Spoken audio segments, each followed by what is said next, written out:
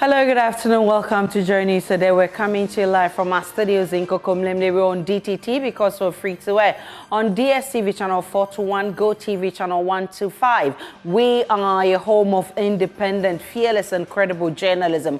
Coming up this afternoon, laboratory scientists strike continue to bite hard as patients at the Lekma Hospital are forced to pay 3 times more for lab tests at private facilities.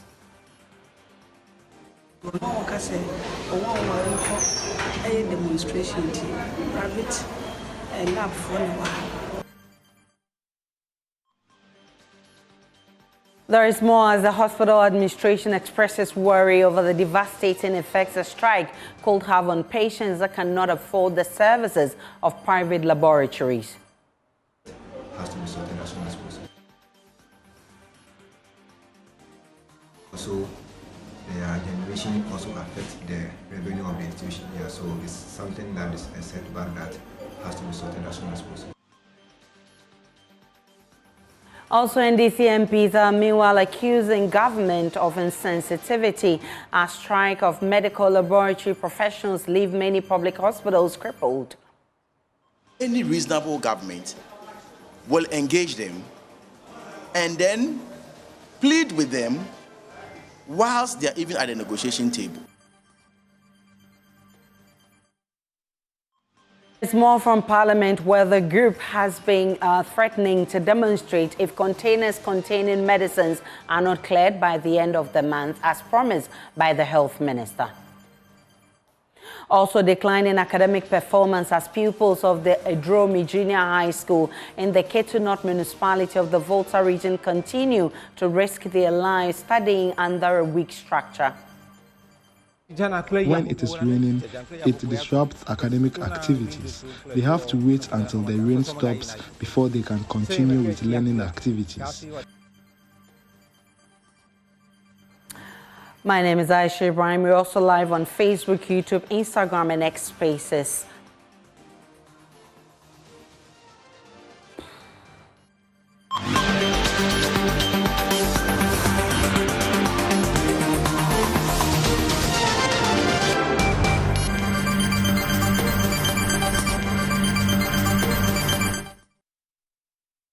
Many thanks for choosing us.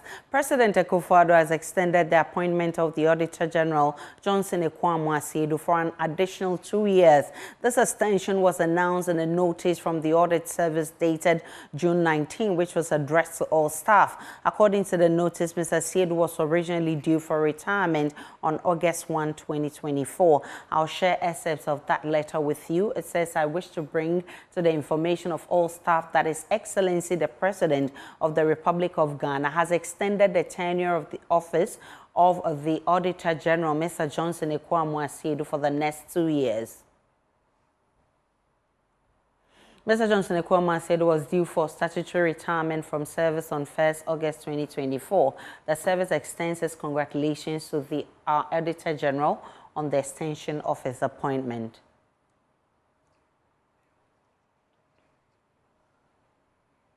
Well, I've been joined by former Auditor General Daniel Domelevo for a conversation. Mr. Domelevo, I'm grateful for your time. How do you react to the 2 years extension of your successor's tenure of office, especially with what happened to you in that same office? Good afternoon, Aisha, and thank you for the opportunity. I say congratulations to him, and like I've stated earlier on, I don't think what happened to me should happen to any of my successors, so I only congratulate him. And I think it is in line with the law. Thank you. What signal does this send? Do you feel vindicated when you said you were politically witch-hunted? No two ways about the political witch hunting, because the president or the presidency did not feel that I was working the way they wanted me to work, or more or less I was disturbing their government, so they took that decision. But that does not mean that it should be extended to my successors. And if you may allow me to clarify what I mean by what I said that the decision, I think, is in line with the law. Section 10, subsection 4 of the Audit Service Act provides that the Auditor General shall retire at the age of 60.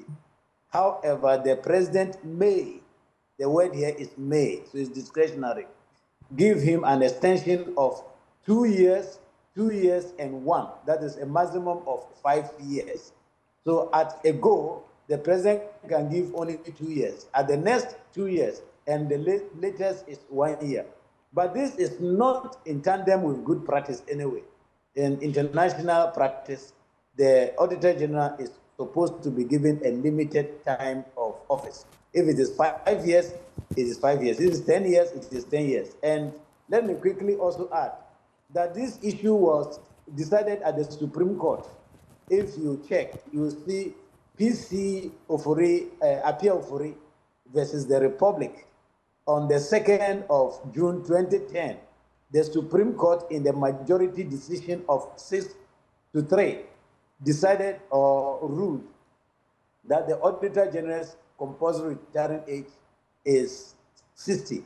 However, they continue to say the President may give the Auditor General extension of 2 years, 2 years, and 1. So I think it is all well and good. Thank you.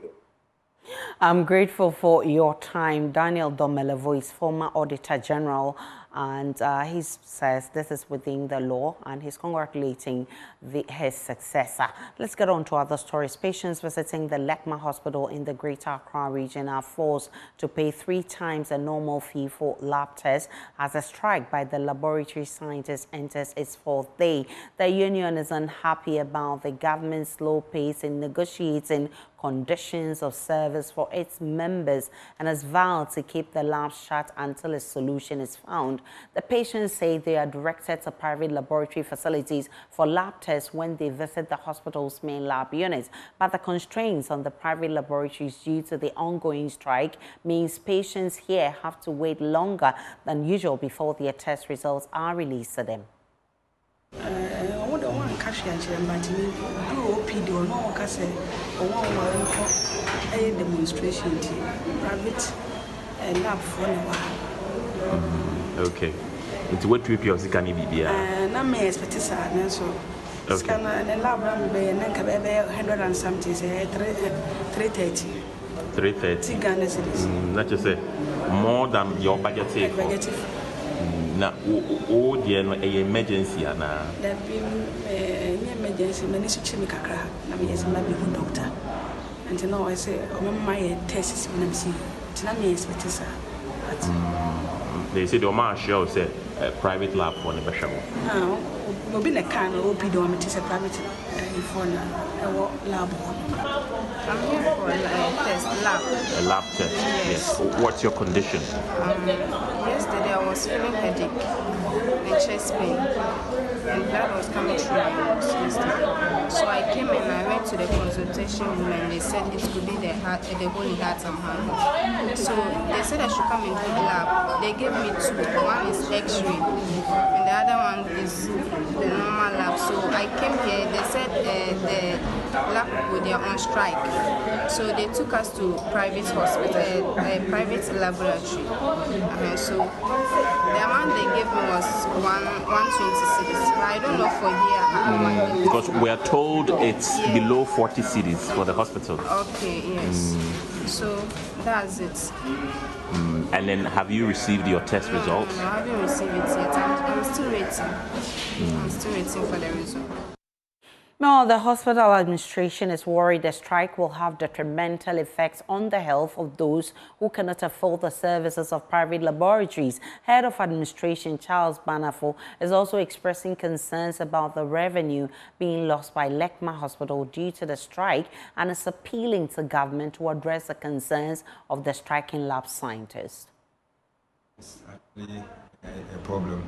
As you are aware, the hospital setup is made up of a team of professionals. And in a team, if the defenders are not there, it's not a team. If the bookkeeper is not there, it's not a team. If the strikers are not there, it's not a team. So one group out of it who makes it difficult. As you are aware, the lab they are the ones who help in investigations. Yeah, so once they are not there and the department is not functioning, it has double effect. One, getting access to investigation to be able to take clinical decisions, and two, also their generation also affects the revenue of the institution. Yeah, so it's something that is a setback. Kenneth Jesse, who is on that beat, joins me now with more. Kenneth Jesse, as we speak, paint a picture of that hospital for me. As we speak, Aisha, the situation seems to keep getting worse because when we got here, for instance, there were not a lot of people seated here, but now double or 3 times the number of people who are waiting in line to get their test results. Others are also waiting to get tested. Now, what is worrying is that due to the constraints the private health facilities are having to do with, when you do your test, it takes more than 24 hours before you get the results. They say that ordinarily it would take about 2 to 3 hours and your results are delivered to you, but now they'll have to go and come. People with emergency cases, for example, are facing issues. Can I just say, with those updates from the Lekma Hospital, we'll bring you more in our subsequent bulletins. Meanwhile, the minority in Parliament say this government has shown itself to be totally insensitive to the health needs of the people with its poor attitude to addressing concerns of laboratory professionals who are currently on the strike. The industrial action is to drum home their demand for a review of their conditions of service. Patients have been forced to resort to expensive private laboratories. Minority spokesperson on health, Kwabena Menta Kando, says government must stop the insensitivity and negotiate with the workers to get them back at work. The insensitivity and the irresponsibility of this government has become legendary. And so I think that when it comes to matters of health, the government must move with alacrity because it borders on the lives of the people. I am not going into the merits and the demerits of why they are going on strike at the moment. But any reasonable government will engage them and then plead with them whilst they are even at the negotiation table to go back to their hospitals or their facilities.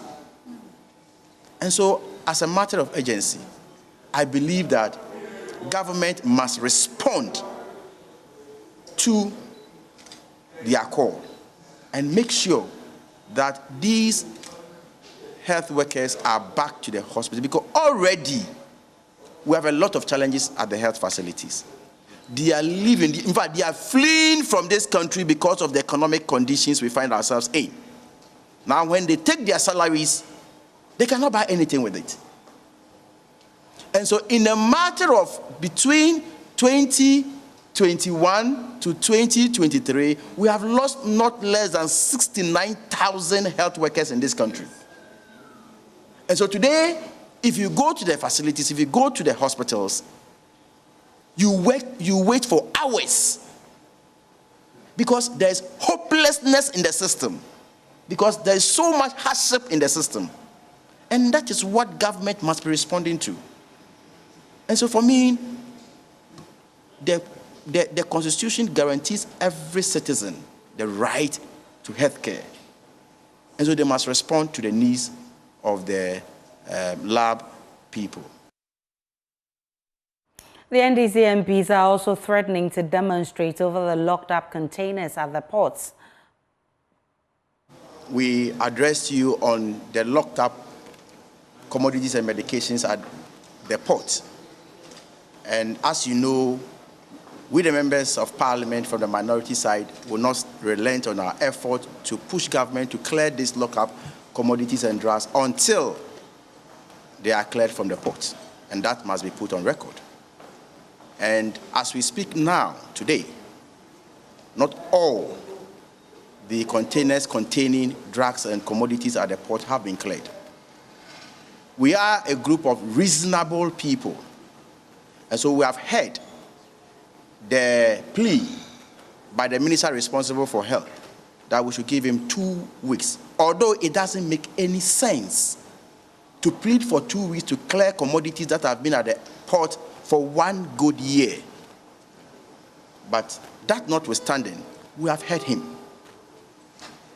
But we are sending a clear signal and warning that within his own 2 weeks, all, and the emphasis is all the containers containing these drugs should be cleared from the port. Not some, as they have been doing, that they'll go and clear few containers and they'll go to sleep. We will not countenance that. Failure to do so will be left with no option than to hit the streets.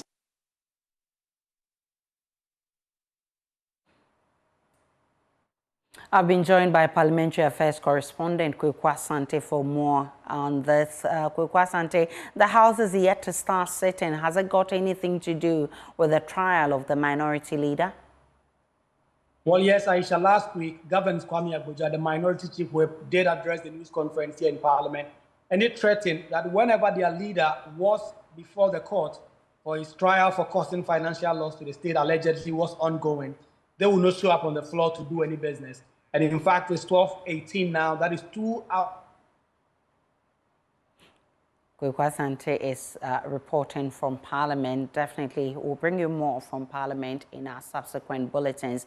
Now, pupils of the Dromi Junior High School in the Kittu North Municipality of the Volta region continue to risk their lives studying under a weak structure. We'll bring you more on this. Let me go back to Parliament because Kweku Asante is back on. Kweku Asante, we lost you briefly.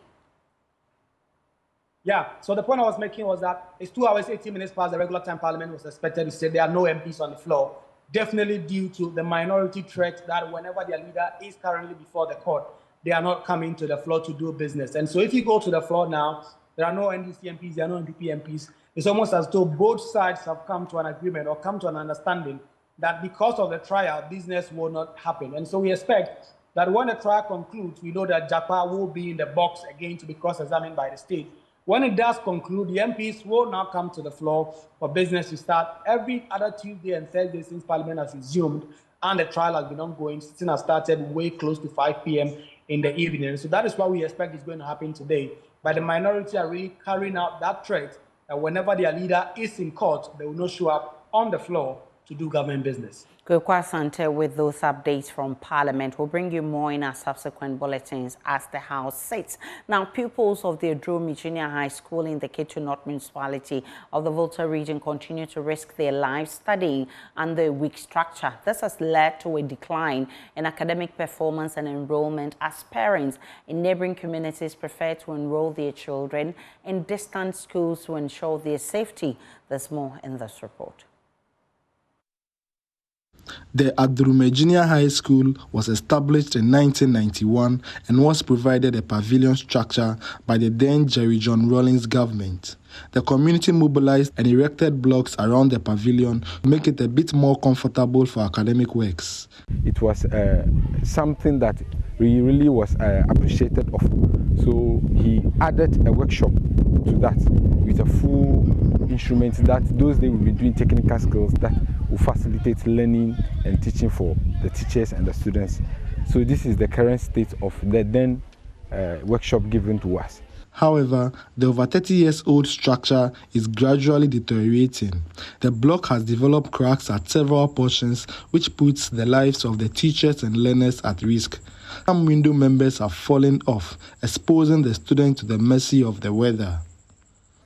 When it is raining, it disrupts academic activities. They have to wait until the rain stops before they can continue with learning activities. Children from other communities used to come here, but due to the dilapidating state of the classroom block, they have been moved to other schools. Community members fear the unfortunate might happen due to the weak state of the structure. Nonetheless, a 3-unit classroom block constructed with funding from the District Development Fund is under lock and key. According to the community authorities, the assembly cited construction defects, hence instructed the contractor to correct them before the facility is handed over. About 4 years on, nothing has been done to that effect, as the pupils continue to study under the weak structure. So since then, from 1990s to date, there is no government infrastructure in the name of or in the history of Adruma Junior High School. We were really appreciative of it, but this project has been put up for years now, which has not been released for even the schools to be using. Looking at the current state, at least if this was commissioned for them to be using, it would have been helpful to actually to facilitate teaching and learning studies or materials to be ongoing. We have a whole building without even a store facility, not even to talk of a place for teachers to sit down. Traditional authorities have lamented the state of the current classroom block, adding that it is affecting academic performance of the learners.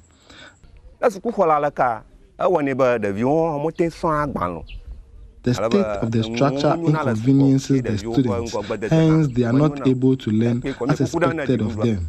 So we are appealing to the government. The new block which has been completed and locked should be made available for use by the learners.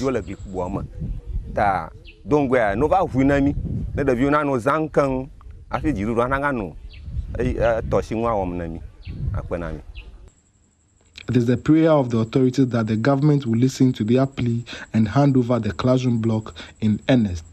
Fred Kwame Asari, Joy News, Adrume.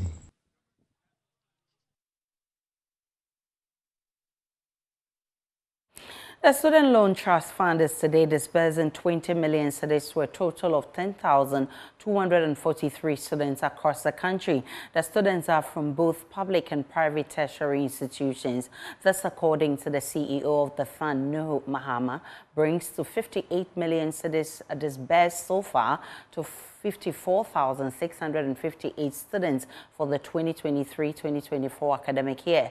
He says the Ministry of Education, in collaboration with Get Fund, is working round the clock to release the outstanding balance to enable all students write their semester exams. I've been joined by the CEO of the Students Trust Fund, Mahama, for more. Grateful for your time, Mr. Mahama. Give me a breakdown of which students make up the 10,243 students and what they are getting. Thank you very much, and then good afternoon to your viewers and listeners as well. As you rightly mentioned, we are releasing about 20 million Ghana cedis today to about 10,243 students across the country. And this comprises of students that are undertaking their undergraduate studies in both private and public universities in Ghana. So it does not include people taking their studies outside the country, but those in Ghana. So if you look at these figures, it's an improvement over the period. You remember that in the year 2020, the no guarantor policy was launched. And the no guarantor seek to take away the barrier when it comes to this loan application. So that was done, and because of that, we have had recorded increased number of people applying for this facility. So today we are releasing 20 million, and then in the coming weeks, the rest of the balances will be cleared. How much is the outstanding arrears, and when should we expect that payment to be done? The outstanding figure is around 5 million, and we are hoping by next week we should be able to clear that, because the Minister of Education is working with Get Fund to get the 5 million to us by next week. So this is going, 20 million is going today, and then the 5 million, hopefully by the close of next week, we should have that to disburse to students. Right, no, Mama. So next week we are getting the rest of the people, but are you able to tell us how much each student is getting? Yes, so on the average, we're having about 1,500. So the amount actually varies from one student to the other, depending on the need, depending on the course that they are offering as well. So we have on the average from 1,500 cedis to 3,000. So people fall within the minimum you can get is about 1,500, and the maximum you get is 3,000 for the academic year. I'm grateful for your time. Nuhu Mahama is the CEO of the Student Trust Loan Fund. Now, let's get on to other stories. Former President John Mahama has waded into the public debate on the acquisition of a Dutch passport and a Ghanaian PhD, blaming the current economic hardships of the country as cause for the debate. Mr. Mahama says the unemployed youth have been caught up in an unwarranted debate to disrespect academic strides due to what he describes as unspeakable corruption and waste of natural resources. He was speaking at a lecture to commemorate the Christian Service University's 50th anniversary celebration in Kumasi. A Ghanaian born based in the Netherlands set social media spaces on fire with an assertion that a Dutch passport he holds is more valuable than a PhD acquired from any Ghanaian university. This has ignited heated debate among academics and the general public. Former President John Dramani Mahama, however, believes the debate has been rife due to the social-economic struggles of the country, which has left people anguished. Unspeakable corruption, nepotism, brazen theft, waste of national resources, impunity, and general criminality have become the hallmarks of Ghana's current government. There is widespread despair and anguish amongst our people, leading to an active debate that I have followed recently on our social media about whether securing a foreign passport to do menial jobs in Europe is better than holding a PhD in Ghana. It is a reflection of the adversity into which our nation has been plunged. Otherwise, there's no basis of comparison between a visa and a PhD. A PhD is about learning and education. A visa is an opportunity to travel and reside somewhere. But you forget that where you are residing, there are people with PhDs too. And the comparison is not between their PhDs and the fact that you are residing in their country. Learning and education is the most important resource a human being can acquire.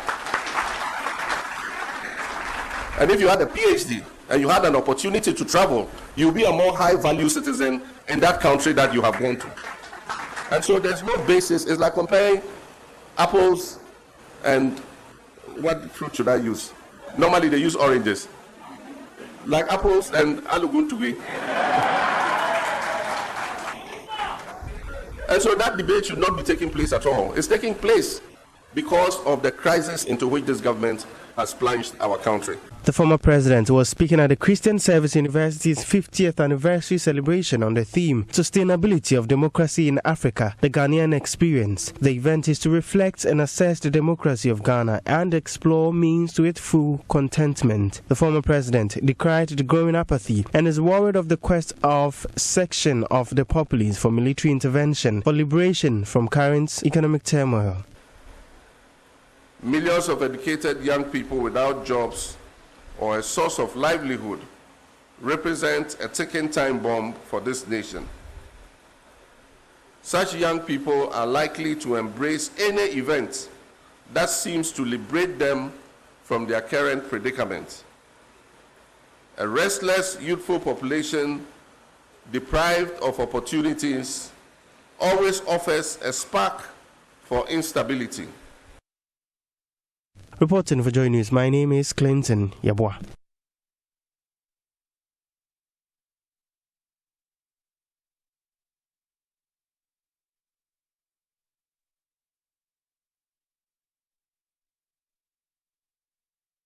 Also live on Joy News today, we'll be back with more.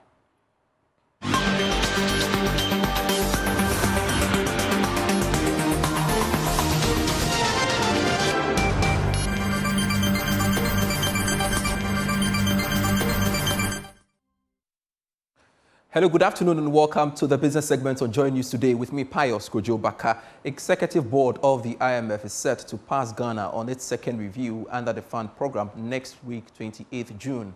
The board will also approve and disburse $360 million to the country. This is based on documents seen by Joy Business. My colleague George Yafi tells us more. For some, the June 28 board meeting by the IMF on Ghana can be described as just a formality based on what has happened over the past months. This because the pre-board meeting document shows that Ghana has passed almost all the targets set under the fund program, and that will see the board go ahead and pass Ghana on performance targets under the program. There are even some cases where Ghana has overperformed whilst hitting some of the targets way ahead of the completion date for the fund program. Latest data from the Ghana Statistical Service has also confirmed reports that Ghana is now in a better position when it comes to its debt sustainability as the economy continues to expand. When the approval is secured on June 28, latest by Tuesday, July 2nd, 2024, that money should hit Bank of Ghana's account. This development should help deal with market confidence issues that is contributing to the cedi's depreciation and trigger other donor support for Ghana. The Bono Regional Director of Agriculture, Dennis Abugri Amenga, has called on the Tree Crop Development Authority to enforce regulations to ensure cashew buyers only buy dried cashew nuts from farmers. Cashew prices are linked to well-dried cashew nuts, and Mr. Amenga said, besides the long-term benefit for the sector, the enforcement of the regulations would also deter the buyers from enticing farmers to sell the raw cashew nuts. He spoke at a Cashew Watch Ghana media engagement with cashew farmers in Sunyani. Precious Semevo has more.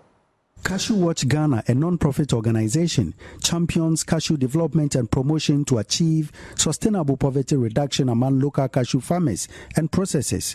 Ghana earned about $300 million out of a global cashew market value of $8 billion in 2022, with a projection of $10 billion by 2030. This has been attributed to many factors, including lack of quality nuts and value addition.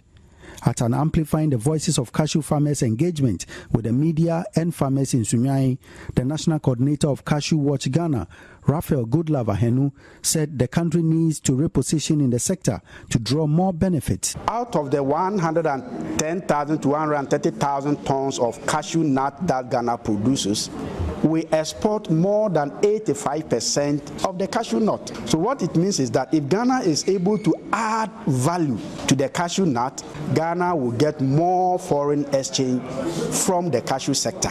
And that one will complement the cocoa sector to strengthen our economic situation. That's why, with the support from Star Ghana Foundation, Cashew Watch Ghana is implementing this project, amplifying the voices of cashew farmers, so that we'll be able to address most of the challenges facing the cashew sector in Ghana. A representative of cashew farmers on the Tree Crop Development Authority Board, Joseph Alexander Bonsu, said one major challenge is the issue of drying the nuts and pricing. In the LI, it is an offense for a buyer to buy the raw cashew nut when it is not dried.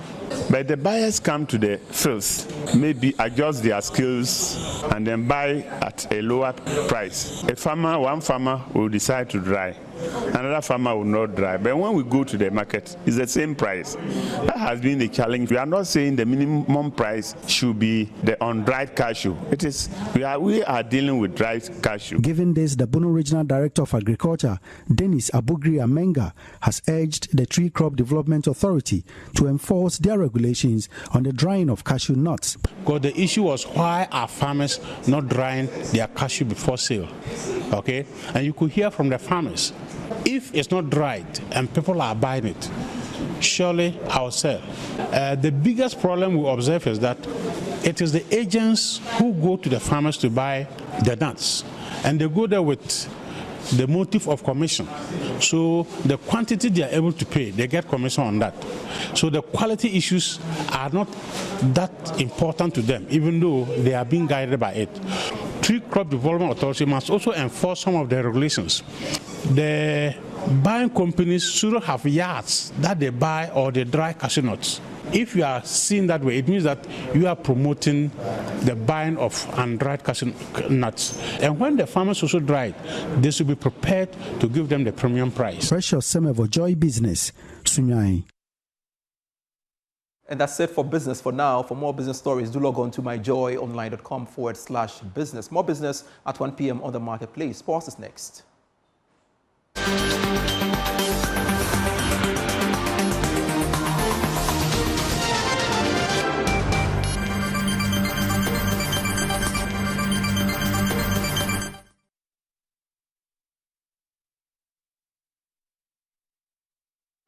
Good afternoon and welcome to the Showbiz segment with me, Jacqueline Ansima Yebwa. Now to our first story, the Dean of the University of Ghana School of Performing Arts, Professor Kojo Gavois, has urged awards to maintain the traditional essence of the Bobobo genre, cautioning against excessive innovation that incorporates foreign elements. Speaking at a Bobobo symposium at the University of Ghana, he emphasized that such changes could erode the unique cultural identity of the dance.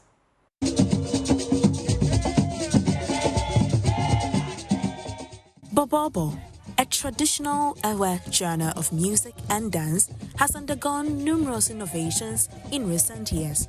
To make it more relatable to diverse audiences, elements from other cultural beats have been incorporated into Ewe music. However, some patrons caution that those blending other genres with Bobobo should take care not to dilute its unique identity. At first, the Bobobo music in general, how it is now, as everybody observed from the very beginning, it was not like that. A lot of things have been added to it. But the question is, what we are adding, are they helping us to preserve our culture?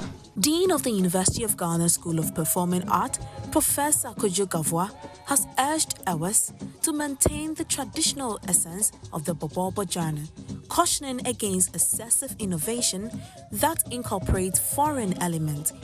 We also use it to mourn.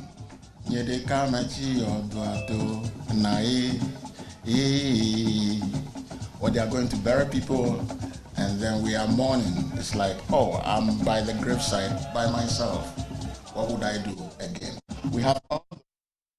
On that note, it's a wrap for the Showbiz segment with me, Jacqueline Ansima Yebwa. Sports is up next.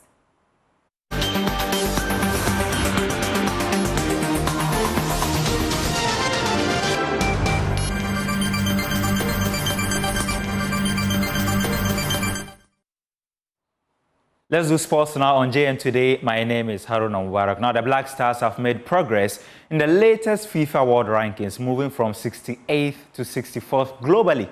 In Africa, Ghana climbed 2 places from 14th to 12th. This improvement follows their recent victories, first against Mali and then against the Central African Republic in the World Cup qualifiers. Now, former Ghana international Augustine Ahemfo emphasized the importance of strong starts in games to further boost their chances of winning. You can see that we've had 2 halves. The 2 games that we played, we've had 2 halves, different 2 halves.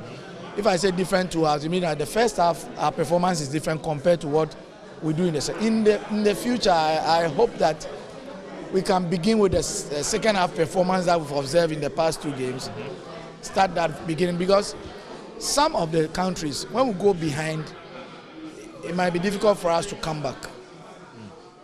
So I hope that going forward, like the coach said, that we should blame him for the performance in the first half. Not that he made any mistake, but probably he overthought of what he wanted to do. And so his approach in the first half has always been different compared to what we have in the second. In Mali it happened, in Kumasi it happened. The first half performance was not the same as the second half. I hope that we'll open up more, we'll have belief in ourselves, because there's talent always. But it's about how to blend the talent together to have a good team. We still have a long way to go. I think we have 6 more games left to play. For me personally, I felt that the Mali game was any other game that we could win. I think most Ghanaians did not believe in the team because of the recent happenings. Going to Cote d'Ivoire, not performing that well. Also playing 2 friendly matches against Nigeria and then Uganda, not having a win. And so most Ghanaians did not give us a dog chance. But for me, I believe in a team that at any given time, when we are given the right instructions and also the players standing up for the task ahead, we'll be able to do well. So for me, I wasn't surprised that we won in Mali. We've done it before. I remember myself under 20 somewhere in 1992. They came to Ghana. We won by 2-1, but everybody thought we were going to go to Mali to lose. We went there and won by a goal, and then went to the AYC, and then subsequently went to the World Cup. So I knew it was possible. I think there's a bit of mentality change in the team. Yeah.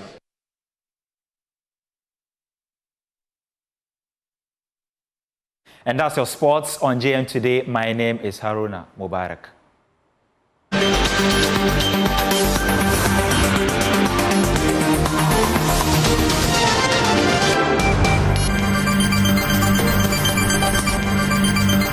Before we leave, after a dramatic turn of events, Kumasi High School and Osei SHS have claimed victory and earned their place in the coveted quarter-final stage of the Love FM High School debate. Kumasi High School eliminated champions of the maiden edition, TI Amas Kumasi, while the Osei Senior High School knocked out Asanteman SHS after demonstrating a masterful oratory skill that secured them spots alongside Anglican SHS Kumasi and Presec Bompata. Nana Boache Iadom spoke with some of them earlier, but Eric Inkum, who is coordinator of the Love FM School debate, joins us with more. So, which schools have qualified as they gear up for the event this afternoon? Okay, thank you very much, Aisha.